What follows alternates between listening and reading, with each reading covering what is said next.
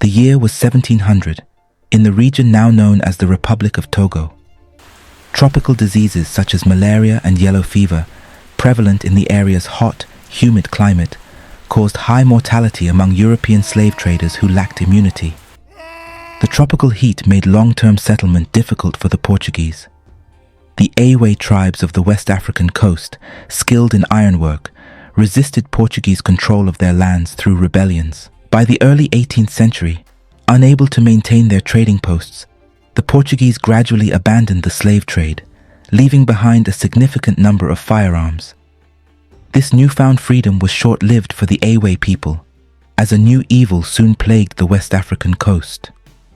Armed with powerful guns, the United Kingdom of Denmark-Norway, the French and the British returned to capture more slaves, encountering minimal resistance. The Awe kings and leaders were asked to hand over slaves in exchange for gifts. When the chiefs refused to participate in the trade, it disrupted the supply chain and threatened the profits of the European slave traders. In response to such refusals, the Europeans soon resorted to coercion, intimidation, and military force to compel compliance. Those who refused saw their villages ravaged, and chiefs were executed and replaced by those who would comply. While the British Empire abolished slavery in 1833 with the Slavery Abolition Act, effective in 1834, France and the US continued the practice until 1848 and 1865, respectively. In 1985, illegal slave houses were built to keep the lucrative business of human trafficking going. The House of Slaves was one of the most horrific places where slaves were kept, waiting to be shipped to Europe, the French colonies, or the Americas.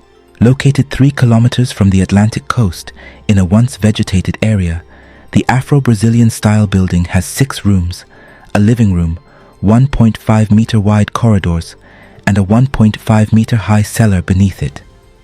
The upper rooms house the slave traders, while the cellars confined the slaves who were pushed in through several small windows. A trapdoor in the living room provided access to the cellars for the traders. The slaves could not stand in their confinement. The building was designed for slave trafficking, requiring discretion.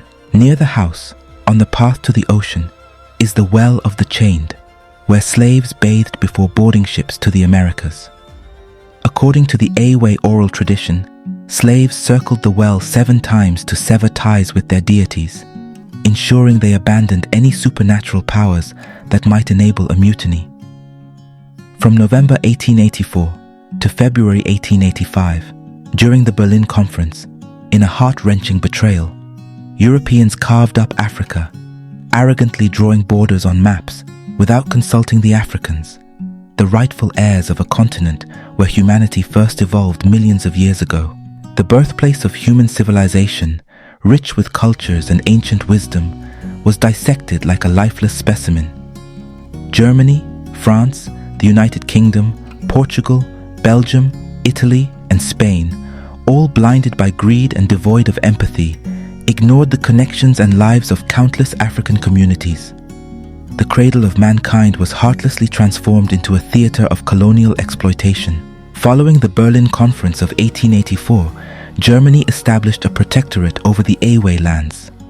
It was officially known as the German Protectorate of Togoland. Here is what you need to understand. The European protectorate arrangements served to protect carved territories against other European powers. In simple words, by establishing a protectorate, Germany guaranteed defense and support to its colony against aggression from other Europeans, mainly the French or the British. The Germans introduced large-scale plantations, primarily run by European settlers and companies, which relied heavily on forced labor. Local farmers were forced into growing cash crops, particularly cocoa, coffee, and cotton, instead of subsistence food, which disrupted the African traditional agricultural practices and livelihoods. Forced labor was widespread, with the people forced to work on plantations, infrastructure projects, and railways under extremely harsh conditions. This labor system maximizes economic output for the Germans. The European invaders established schools focused on basic literacy and vocational training to create a local workforce that could serve their colonial interests. These schools were run by missionaries who taught German language and culture, with limited access for the rest of the African population.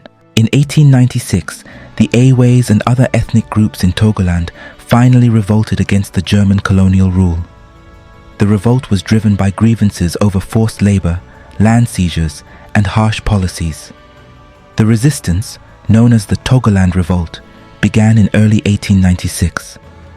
Local communities rose against the German forces. Despite initial successes, the revolt was suppressed by mid-1896 due to the superior weaponry and military organization of the German colonial forces.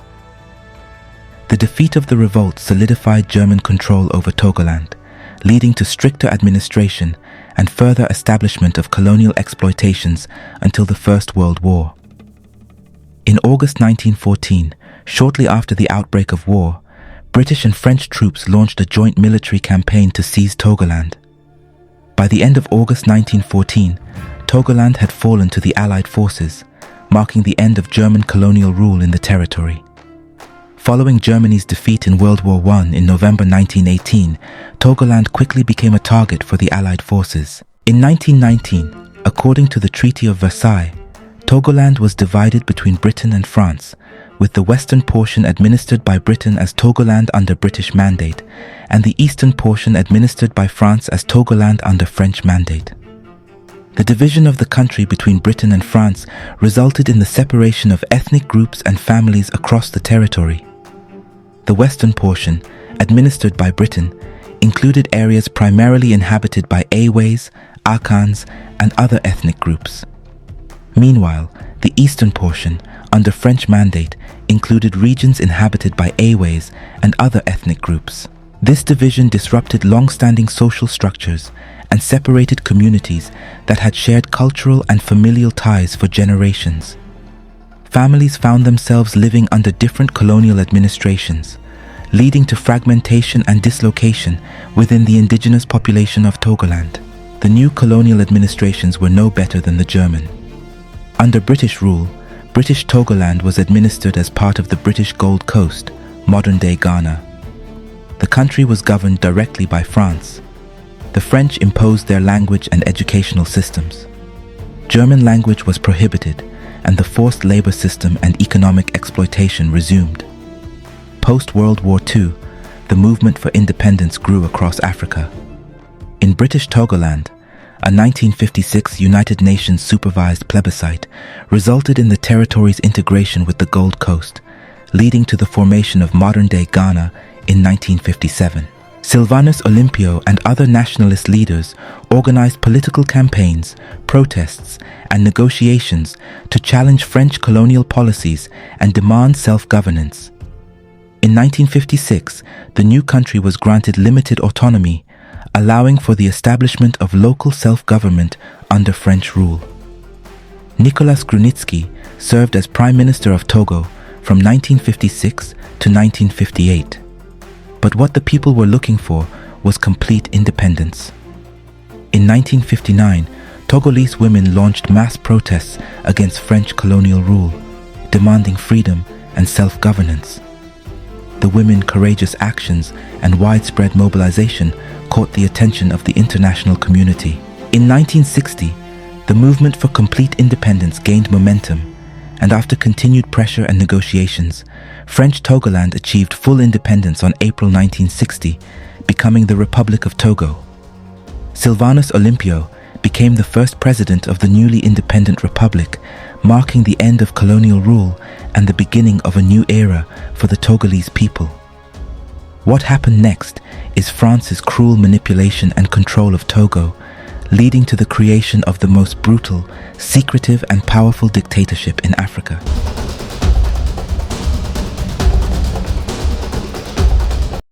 Olympio was educated in London and worked for the United Africa Company before entering politics. As president, he sought economic independence and France's exit from the newly independent Togo. In 1961, a group of rebel soldiers attempted to overthrow President Olympio's government in a coup. Despite the attempt, Olympio's administration managed to thwart the coup and maintain control. In 1962, he announced the establishment of a Togolese national currency to replace the CFA franc, created in 1945 and introduced by France to serve as the currency for its French colonies in Africa. Here is what you need to know about the CFA franc. The CFA franc system is designed to enslave African economies by maintaining a neo-colonial relationship with the European powers. The currency is currently pegged to the euro, but previously to the French franc and controlled by the European Central Bank. 14 African countries use the CFA, and all member states, including Togo, are required to deposit 50% of their foreign exchange reserves into the French treasury. This restricts Togo's ability to develop. The president policies and leadership style threatened France's neo-colonial rule of Togo. He vowed to ensure Togo's prosperity without French interference. In 1963, the French, led by Charles de Gaulle and his advisor on African affairs, Jacques Foccart, sought to remove Sylvanus Olympio, the father of Togolese independence. Olympio's anti-French stance and his commitment to Togo's autonomy posed a threat to French influence in the region. Former soldiers of the French colonial army, Emmanuel Beaujolais and Etienne Eyadema, sought integration into Togo's small army, which the president resisted because he could not trust them. Beaujolais, along with a commando of 6 men, attacked Olympio's residence. Suspecting danger, he fled barefoot through his garden and sought refuge in the American embassy. Centuries of colonization have enabled France and other European powers to master the tactics of divide and conquer. According to Olympio's son, the US ambassador Léon Poulada informed France about the whereabouts of the president, not knowing France was behind the coup. At that time, the US embassy in Lomé was not protected by anyone. No Marines, no armed guards, just a night watchman. The attackers, motivated by ethnic and political grievances, were mostly from the northern Kabye ethnic group, while Olympio belonged to the southern Ewe ethnicity. In the days that followed, Sergeant Eyadema boasted to French reporters from Le Figaro, Paris, and Time magazine that he had shot the president with his own hands. This was the first successful military overthrow in sub-Saharan Africa, and it also marked the first time a country's leader was assassinated during a coup d'etat. The assassination of President Olympio drew swift condemnation from African leaders and France's role in disrupting the African continent. Julius Nyerere of Tanganyika urged the UN not to recognize Togo's new administration until it was clear they were not involved in Olympio's murder and had a popularly elected government. However, this act did not deter further coups. Instead, it led to a wave of military overthrows, with an average of 25 coups per decade from the 1960s to the 1990s. By the end of the 1990s, 26 of the 32 countries that signed the OAU Charter had experienced coups, many repeatedly. The Europeans were determined not to let the Africans control their own continent. Following the death of the first president Sylvanus Olympio, Nicolas Grunitzky returned to power with the backing of the military and sought to maintain Togo's close relationship with France. Fearing a massive Ewe revolt, the unpopular Nicolas government was overthrown in another military coup, led by Lieutenant Colonel Eyadema in 1967. Nicolas Grunitzky was exiled to France. After the coup, Colonel Eyadema, the French-backed puppet, clenched Togo in an iron grip, forging a regime of terror that bled the nation dry, sacrificing its people on the altar of French interests. Born in 1935 in Pia, a village in northern Togo, Gnassingbé Eyadema belonged to the Kabye ethnic group. In 1953, he joined the French army and steadily ascended through its ranks before returning to Togo. Eyadema, as president of Togo, established a one-party state after seizing power in 1967. Under his rule, political opposition was suppressed. The size of the army was increased to suppress the majority ethnic group Awes. France has intentionally created a minority rule that would cling to power out of fear of revenge. Opposition's mutilated bodies were often seen thrown from helicopter into the sea and lagoons. All forms of horrific tortures were employed to deter any uprising. In 1983, the Togolese army conducted shooting practice on civilians with weapons supplied by the colonial masters. The citizens were targeted. Eyadema's regime was brutal with disregard for human life. Eyadema was a personal friend of the President and Prime Minister of France, Jacques-René Chirac. France finally achieved its goal. Togo was back to slavery. All Togo's natural resources were handed over to the French government. Gold and phosphate mining, and in particular, has been a major industry signed over to the French companies. The small country's agricultural products, such as cotton and cocoa, are also exported to France. In 1974, the aircraft, a French-built Mystère Falcon 20, crashed near Sarakawa in northern Togo. Despite the crash, Eyadema managed to survive. The government created a comic book presenting him as a superhero with real superpowers after surviving the plane crash to enhance his image and reinforce his authority. Sergeant Ali Boubacar Eyadema's bodyguard attempted to assassinate him. The tyrant managed to survive the attack, and Boubacar was subsequently executed. The president carries the removed bullet as an amulet proving his invincibility. He renamed himself Gnassingbé Eyadema, reportedly to reflect his allegiance to traditional African beliefs. He cultivated a personality cult in Togo, projecting an image of power and authority. Part of this was women who would dance for him and French presidents on red carpets during public events.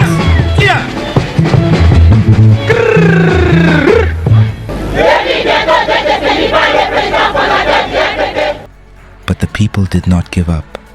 In September 1986, he narrowly escaped another attempt assassination organized in Lomé by a commando infiltrated from Ghana, where Gilchrist, the son of the murdered Sylvanus Olympio, had taken refuge. In 1991, the Togolese National Conference was held to respond to growing domestic and international pressure for political reform and democratization. France refused to openly support the conference. It aimed to address issues of political representation, human rights abuses, and economic mismanagement under Eyadema's regime. However, the conference ultimately failed to achieve its objectives due to government interference and manipulation. Eyadema retained power, and meaningful reforms were not implemented. In May 1992, the son of Nicholas, Gilchrist Olympio, was seriously injured by a bullet on a provincial road in Togo. The International Federation for Human Rights stated that the attack was probably organized and carried out by the military, led by a son of President Eyadema. Electoral rigging, torture, and unconstitutional changes persisted throughout Gnassingbé Eyadema's nearly 4-decade-long presidency until his death in 2005.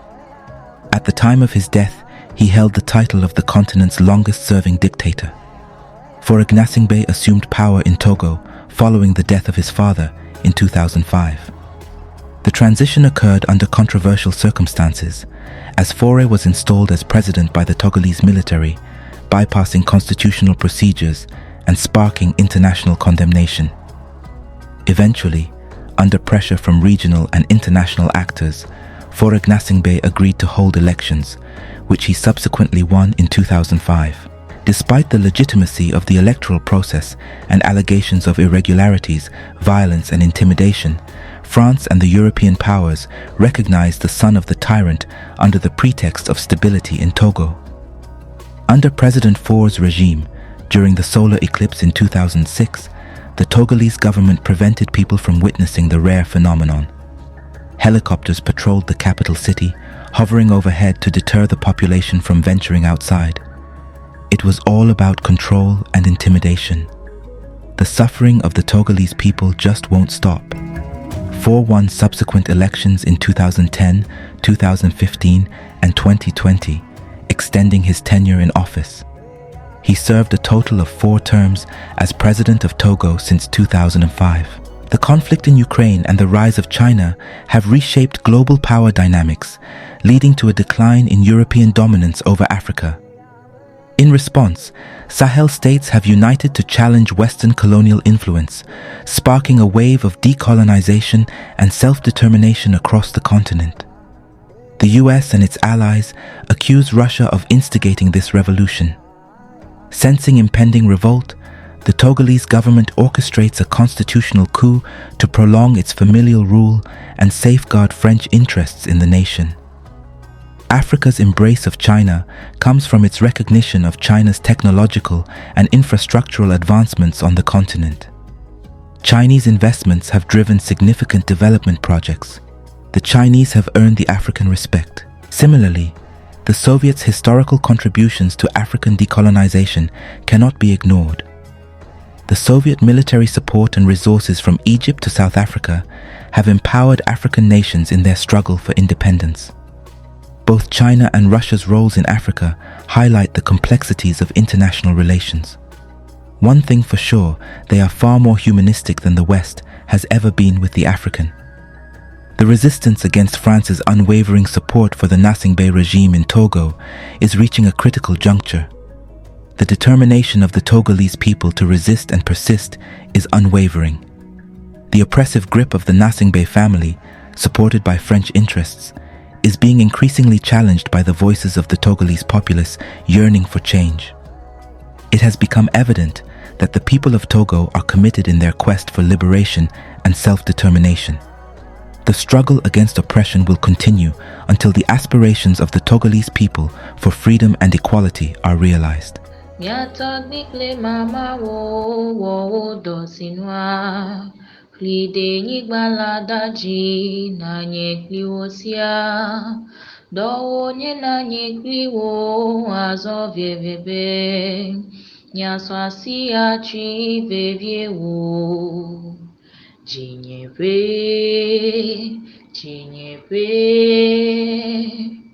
Tepe afisi wo jimdola